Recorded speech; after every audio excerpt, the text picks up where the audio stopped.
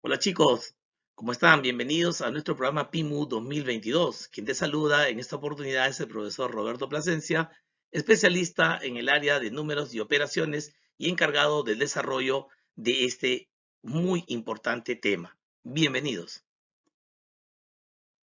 Muy bien, en el área de números y operaciones hemos escogido los temas más incidentes en lo que es examen de admisión a la Pontificia Universidad Católica de Perú. Y como módulo número 1 desarrollaremos el tema de fracciones. Así que vamos a poner muchas ganas y aprender este tema que es de vital importancia. Adelante, chicos. Las fracciones son uno de los dos tipos de números que se generan a partir de los números racionales. El primer tipo son los propios números enteros, que se originan al dividir dos números enteros y que dan como resultado otro número entero. Acá tenemos algunos modelos donde podemos apreciar que el resultado sigue siendo un número entero. El otro tipo son las fracciones propiamente dichas, que también debe ser el cociente entre dos números enteros, pero números enteros positivos. Además, el numerador no debe contener exactamente al denominador. De ser así, se convertiría en un número entero. Recordemos que el numerador y denominador son los elementos de toda fracción. Ahora, las fracciones tienen diferentes formas de clasificarse. Nosotros, para no dilatar mucho, hemos tomado las principales clases de fracciones. Una de ellas es la fracción propia, que es la fracción menor que la unidad. Pero para que la fracción sea menor que la unidad, el numerador debe ser menor que el denominador. En el ejemplo mostrado, todos los numeradores son menores que el denominador. Obviamente, si hay fracción propia, debe haber impropia. La fracción impropia es mayor que la unidad. Para que esto ocurra, el numerador debe ser mayor que el denominador. En los ejemplos mostrados, todos los numeradores son mayores que los denominadores. Otra pareja de fracciones muy importantes son la fracción reductible. Y la fracción reductible es cuando el numerador y denominador tienen factores o divisores comunes. Y al tener factores o divisores comunes, estos se pueden simplificar. En todos los ejemplos que hemos colocado, se puede simplificar algún factor o divisor en común. La otra es la fracción irreductible, donde el numerador y denominador ya no tienen factores en común, por lo tanto no se pueden simplificar. Se dice entonces que el numerador y denominador son primos entre sí, la famosa expresión PESI. Aquí podemos ver algunos ejemplos de fracciones irreductibles. Continuando con el desarrollo del marco teórico, veremos también otros tipos de fracciones muy utilizadas en el desarrollo de las fracciones. Las fracciones homogéneas, por ejemplo, son aquellas que poseen los mismos denominadores.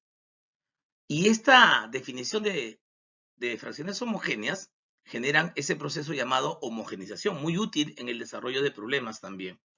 Las heterogéneas son las que poseen diferente denominador, o sea, sería lo contrario a las homogéneas. Por ejemplo, aquí podemos ver un conjunto o dos de fracciones heterogéneas.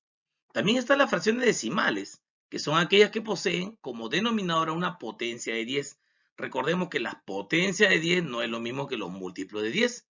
La potencia de 10 serán 10 a la 1, que es 10, 10 al cuadrado, que es 100, 10 al cubo, que es 1000. Y las fracciones ordinarias, que son lo contrario a las fracciones decimales. Las fracciones ordinarias son las que poseen como denominador un número diferente a una potencia de 10. Diferente. Alguno de repente por ahí va a decir, profesor, pero el 20 es una potencia de 10. No, el 20 es un múltiplo de 10. No confundamos múltiplos con potencia. No es lo mismo. ¿De acuerdo? Bien. Luego viene un número muy especial, el famoso número mixto. Y se le llama mixto, ¿por qué? Porque tiene tanto parte entera como parte fraccionaria, ¿no? Acá podemos ver algunos ejemplos. Y sobre todo, en forma general, tenemos que E sería la parte entera en el numerador y de denominador. Todo eso se llama número mixto. Pero un número mixto se puede convertir a una fracción impropia, multiplicando el entero por el denominador, agregándole el numerador para finalmente todo poseer el mismo denominador del número mixto original. Acá podemos poner un ejemplo más. Ahí está. 3 enteros, 2 quintos. 3 por 5, 15, más 12, 17. Ese vendría a ser el numerador y el denominador seguiría siendo 5. Muy bien, acá tenemos un modelito más. 7 enteros, 3 séptimos. 7 por 7, 49, más 3, 52. Todo dividido entre el mismo denominador que viene a ser 7. ¿Listo? Muy bien. Ahora, finalmente, una de las fracciones más importantes son las fracciones equivalentes. Las fracciones equivalentes, chicos, son aquellas que se van a trabajar de la siguiente manera. Se pueden originar a través de una multiplicación o división a los dos términos de una fracción. Pero esa multiplicación o división tiene que ser por el mismo número. Cuando uno multiplica, se llama fracción equivalente por ampliación. Cuando uno divide, se dice que es una fracción equivalente por reducción, lo que nosotros normalmente llamamos simplificación. Muy bien. En el caso general, lo que más se usa es la fracción equivalente por ampliación, donde a partir de una fracción original llamada n sobre d, se genera una fracción equivalente llamada nk sobre dk. Obviamente, esa k viene a ser un mismo número para ambos casos. Acá veremos un ejemplo. Tenemos una fracción irreductible llamada 2 novenos. Entonces, una fracción equivalente a ella sería 2k sobre 9k. Es evidente que para hallar la fracción debo hallar previamente cuánto vale k. Si k fuera 5, la fracción equivalente sería 10 sobre 45, porque sería 2 por 5, 10, y 9 por 5, 45. De todas las que están aquí, en realidad, hay aplicaciones, pero una de las que más se usa son las fracciones equivalentes. A tomar en cuenta eso, chicos. Muy bien, chicos. Veamos ahora las operaciones con fracciones. Las 4 básicas, por supuesto. Adición y sustracción. ¿Por qué la vamos a hacer juntas? Porque los métodos que se utilizan para estas, en realidad, es el mismo. Vamos a ver dos formas de hallar la adición y sustracción de fracciones, usando el mínimo común. Por ejemplo, acá tenemos la suma de 2 tercios con 3 cuartos. El mínimo común es 12 y luego se procede a que ese mínimo común múltiplo se divida entre cada uno de los denominadores. Ahí obtenemos, por ejemplo, 4. Ese resultado se multiplica por el numerador correspondiente, saliendo 8. El resultado se coloca ya en la respuesta final. Se hace lo mismo con la siguiente fracción, dándonos un resultado de 9. Finalmente se suman los numeradores y me queda como resultado 17 doceavos. El segundo método es el método práctico, también llamado carita feliz o chinito feliz. ¿Cómo se trabaja? Bueno, aquí tenemos la misma suma que hemos tenido en la parte superior, solamente que ahora ese 4 con el 2 se multiplican. Ese 8 se coloca en el resultado final. Lo mismo sucede con el 3 por 3, que sería 9. 8 más 9, 17. Y en la parte inferior, los denominadores también se multiplican. Quedaría 12. Por lo tanto, la respuesta es obviamente la misma, 17 doceavos. Ya queda en ti utilizar el método que más se acomode a tu forma de trabajar. La tercera operación es la multiplicación. La multiplicación definitivamente es una de las más sencillas, pero hay que saber trabajarlas. En este caso voy a multiplicar 2 tercios por 6 cuartos por 5 medios. El método normal es multiplicar los numeradores. Acá tenemos el 2 por 6 por 5 y también los denominadores 3 por 4 por 2. Efectuando operaciones indicadas me quedaría 60 24avos, pero el 60 24avos tienen doceava en común. Por lo tanto, quedaría 5 medios. Ahora, aquí es recomendable seguir esta indicación.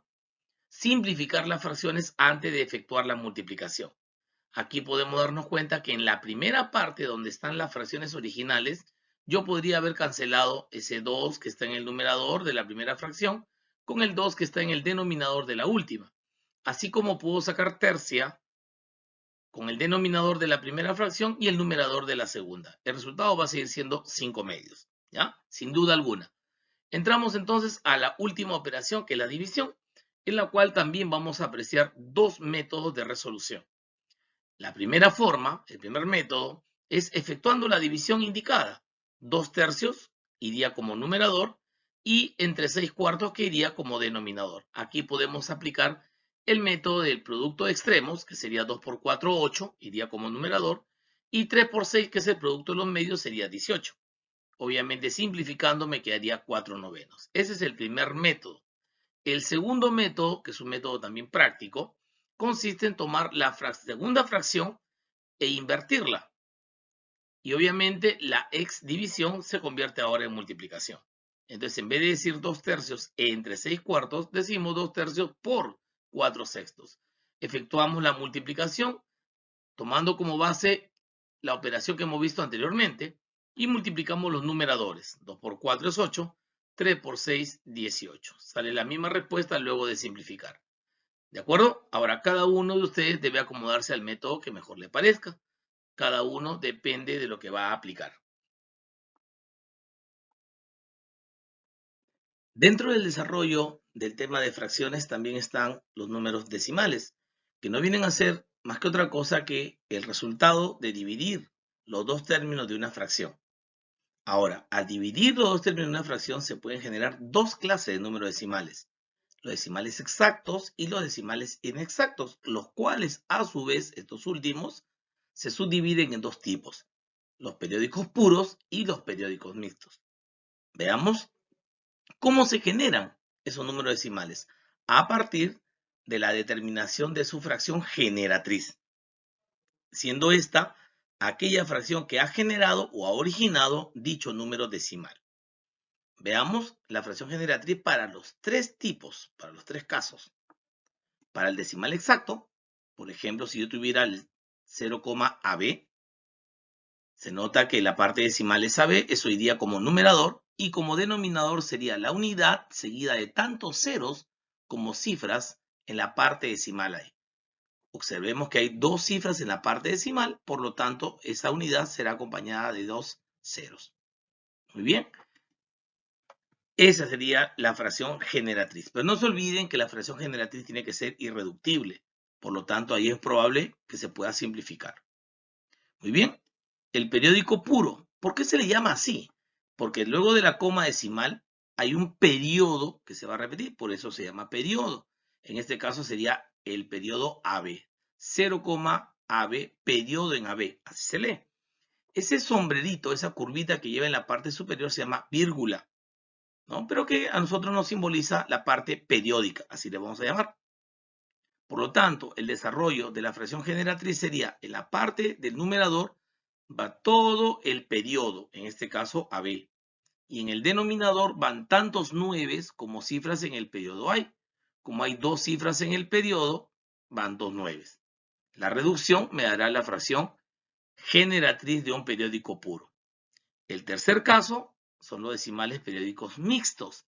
Y se le llama periódicos mixtos porque tiene tanto parte decimal exacta como parte decimal periódica. En este caso sería 0,DEAB, periodo en AB. El desarrollo es colocar en el numerador toda la parte decimal y restarle la parte no periódica, que vendría a ser D. Esto iría dividido entre tantos nueves como cifras en el periodo hay, como hay AB como cifras son 2 en el periodo, irían dos nueves. Y 2 ceros por la parte decimal exacto, que sería correspondiente a D. La simplificación me generará la fracción generatriz del decimal periódico mixto.